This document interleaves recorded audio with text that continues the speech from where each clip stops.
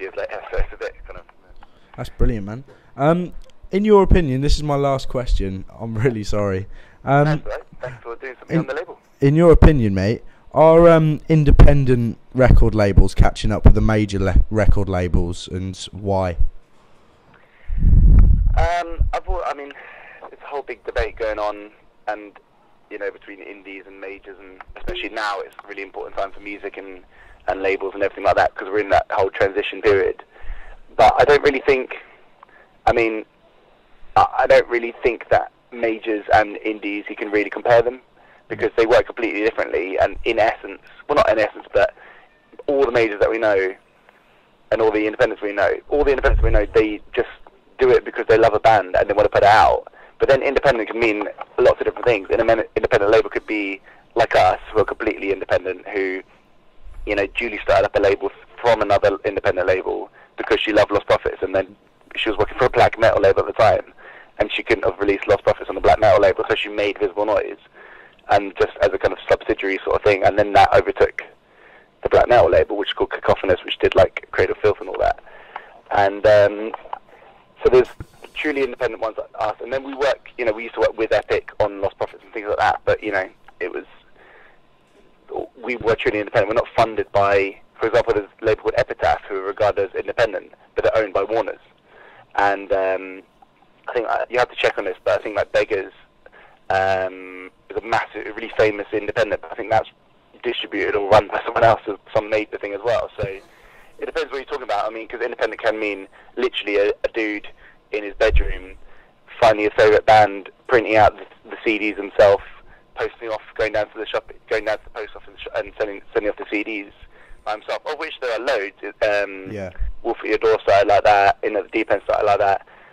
Even 30 Days a Night is bigger now, but it started off like that as well, literally like a guy. Yeah. And then there's sort of medium indies like us, and then there's big indies like Beggars, and so you kind of have to define what independent it is before you even start that question. But I mean, I don't even think about the majors at all, because it's nothing to do with me. Like, I don't. Yeah. If a band was signed to a major, then I'll not lose respect for them. Yeah. Don't like quote me on that, but like I'll be a bit like, well, there you go. You now enter into this business, which of course it is a business beforehand, but you're now into this whole thing where it is just a commodity. Yeah. It is, you have to just do whatever you say. You can't say, oh, I'm not doing that, because you have certain obligations and you have you'll get a big advance. You have to do certain things if you're on a major, like, some really cheesy pop festival, or, be told what to do, basically. Whereas when you're independent, a lot more, it's not, black and white, but a lot more, the band gets to sort of make a lot more decisions and shape the way that they have been, regarded, and they can kind of, do crazy things, like, for example, Your Demise just released on the first 1,000 or something of their new album. They released like a digipack, which is like a cardboard sort of thing, because they wanted to and they thought it'd be really cool. Whereas maybe if they're on a major, they may just be like, no. Do you know what I mean? So we can sort of talk about things like that as well. And I don't know. I just think once a band signs to a major, then it's like, I don't know. You're doing it because you want to be in a band base. You want money. Yeah.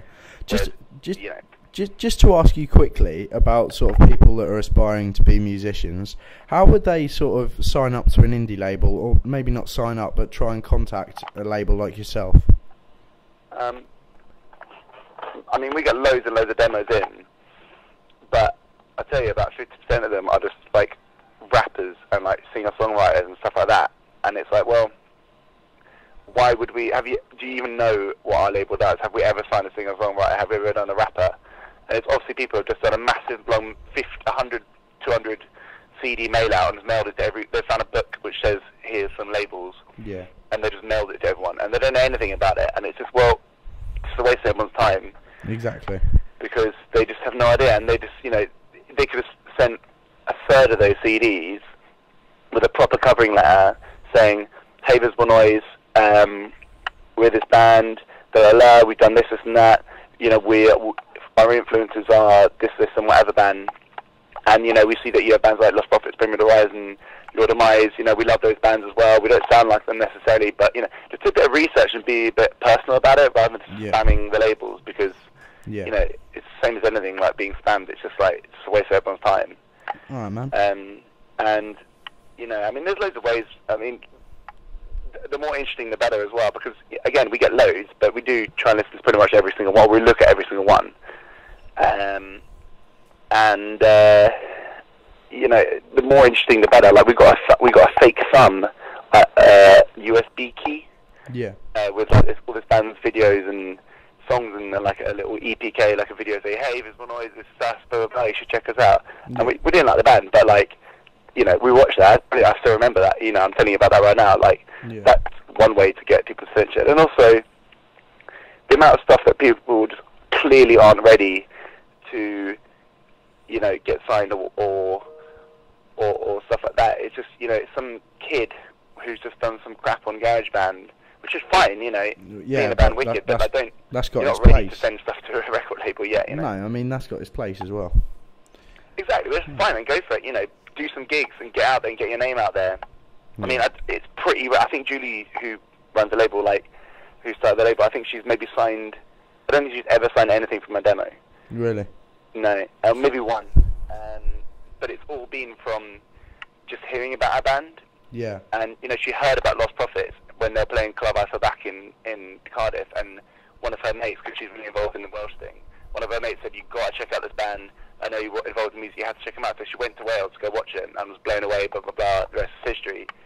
Same with all the other bands. Your Demise, you know, they were doing pretty well already. You know, they had videos, they were on another small independent label beforehand.